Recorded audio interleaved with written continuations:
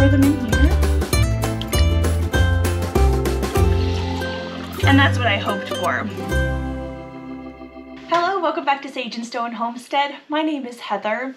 We are in the very early part of the harvesting season here. It is mid-May and our elderflower is blooming. So in the past, I have just let the elderflower stay out there, let the bees love all over those flowers. And as a result, those flowers turn into elderberries. We have made elderberry syrup and elderberry gummies, and those have been really great to have. And I have a stockpile of those things.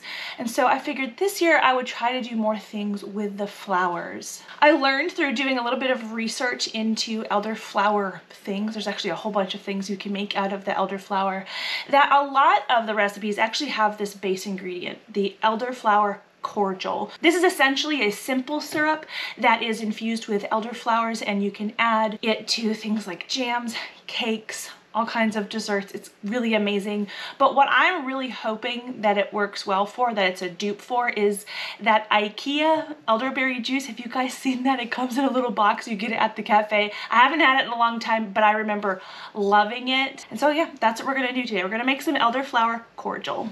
I thought about doubling the recipe, and then I realized there's 2.5 kilos of sugar in the single recipe. And if my memory serves me right, I think that's close to 5 pounds of sugar. So let's see, we gotta get that dissolving first. I like to store my bulk flours and sugars and things in these feed bins. It works out really great. We need 2.5 kilos. So yeah, that's a lot of sugar. Don't forget that this is a concentrate, so this tons of sugar isn't going to be, you know, taken in large amounts. Make a mess or it doesn't count. Look at that. It did say to use a large bowl, a large pot. I see why. To this, we need to add 1 1/2 liters or 2 3/4 pints of water. And I've got the stove on a medium just so we can encourage the sugar to dissolve. For some reason, some sciencey reason, sugar dissolves better in warm water. We're not going to boil this just yet. The goal is just to dissolve all the sugar. It's already quite syrupy. Okay, so while the syrup is becoming syrupy inside, everything is dissolving nicely on low, we are going to come out here and collect our elderflowers. So the recipe calls for 20 heads of the elderflowers.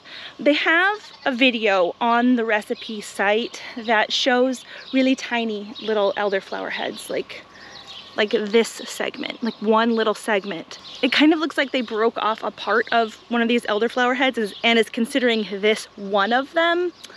I don't know if I should necessarily do that, or if I should consider like this whole bundle right here, that one elderflower head. So maybe we will err on the side of collecting too many, just so we get the right amount of flavor. What I'm looking for when collecting these is the freshly opened flowers. Can you see these here, right there? This cluster of blossoms hasn't opened yet. And I don't really see any here that look like they're too far gone. I do have some that look like a lot of the blossoms have fallen off, possibly from all the rain that we've had here lately. But we've got quite a few really nice heads here that we can collect. I haven't been counting. There we go. I'm gonna call that good.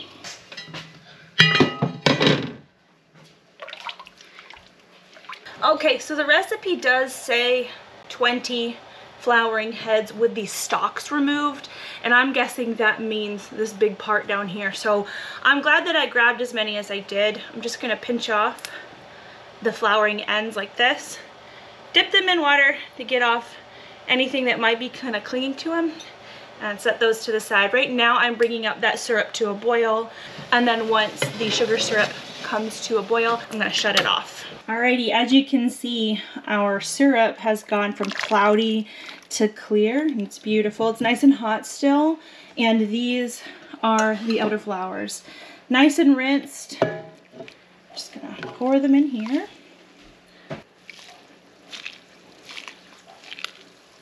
Earlier, I measured out 85 grams of citric acid. I think it was in 2020, I bought that big, I think it's a 2-pound bag of citric acid. And at the time I kind of knew it was overkill, but I also knew that it probably wasn't gonna go bad and that I would be able to use it. And that has been true. Give that a stir. And the recipe calls for adding in 2 lemons, their zest, and to slice the lemons and put them in here. I do not have access to fresh lemons at this point, but I do have some lemon juice. So I'm gonna add about 2 lemons worth of juice. It was in the back of my fridge, so there's a big lemon ice cube in there. And now we just let our lovely cordial steep for a full 24 hours. And then we can strain it and give it a taste. Good morning. So it has been 24 hours and we have changed locations. We are in our homestead overflow shed. My husband is inside right now homeschooling the kids, but I want to strain this cordial. I have had a couple tastes and it is divine. So this is what we're looking at. It looks like the flowers almost shrunk up a little bit, but you can tell that they're basically all spent, but they've done their job and it's time to strain them out. So I have this bowl here. But this is actually the inside of my salad spinner. Works really well for working like a deep colander. And I have this damp piece of butter muslin. I like butter muslin as opposed to cheesecloth because it has this closer weave and some of the finer particles are a lot less likely to make their way through. If needed, we could probably strain this through a coffee strainer, but the syrup is so thick that I'm not quite sure. I am a little bit nervous about just pouring this in, so I'm gonna ladle it off, at least most of it. I saw a couple different recipes for an elderflower cordial, and some of them even say to steep the flowers for up to 3 days, so experiment with it. I kind of wonder about them fermenting if they're sitting that long, but it may also depend on the sugar and water ratio. So I have a feeling that this is going to drain through pretty quickly. So I'm just going to gather the corners and pick it up.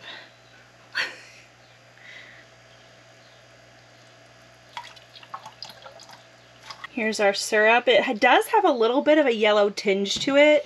It reminds me of a very thin honey. And not just in the look of it. It does taste a lot like honey in the flavor as well, which I guess makes sense. It's definitely a concentrate, so keep that in mind when tasting it. We are going to want to dilute this into many different things. In the recipe that I'm going after, it says to store this in the fridge. I think for up to a month, maybe it was 6 weeks, I can't remember. This is so much cordial, so much concentrate, that I feel like we probably won't go through it that fast. And given how much acid is in this, there was 85 grams of citric acid, which is a lot, and there was a lot of lemon juice. I am going to go out on a limb here and say that this is high acid, just like a jam or jelly, and I'm personally comfortable canning it. I don't have any more test strips to test the pH, but as I mentioned, there's so much citric acid in here. I'm comfortable doing it, but if you choose to can this, do so at your own risk.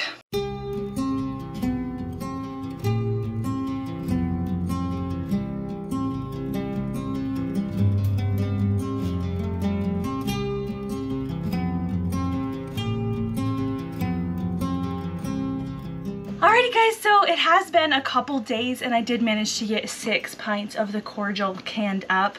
I had about this much left in one jar that I was not able to can, and we breezed through that in the last couple of days. So if you don't have the ability to can this, it might not matter because it might not last because it is so darn good. So I know when I tasted the concentrate, I kind of got a sour puckery kind of look on my face. I don't know that I personally would put this over something like pancakes. I have seen people do that. Maybe if it had a little less acid, and you could totally do that as long as you kept it in the refrigerator. Keep your eye on it because with the lower acid content, it may tend to mold a little bit faster, but this is exactly what I hoped for as far as making a nice summery beverage. And I'm going to show you how I do that. This holds about a pint in here. I'm going to put probably between an 1/8 and 1/4 cup of cordial at the bottom. You can always put in more if you feel like you need more, and then top it off with water. You can see it's very, very light colored. We've diluted our concentrate down, so now it is lovely and drinkable.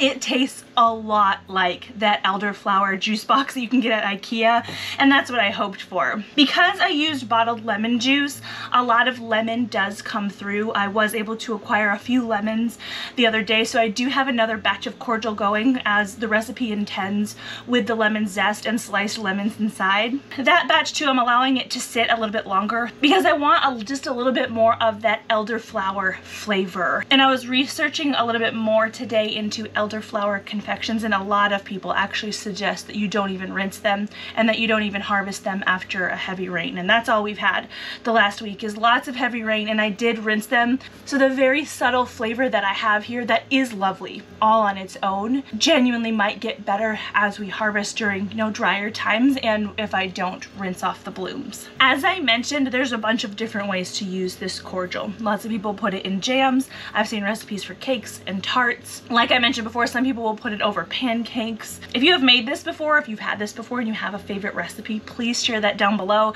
I am planning to make as much of this as I can this season and use it a whole bunch. If you're curious about making elderberry syrup and elderberry gummies, I have that video up here. And if you'd like to know more about steam canning, I have a whole overview down here.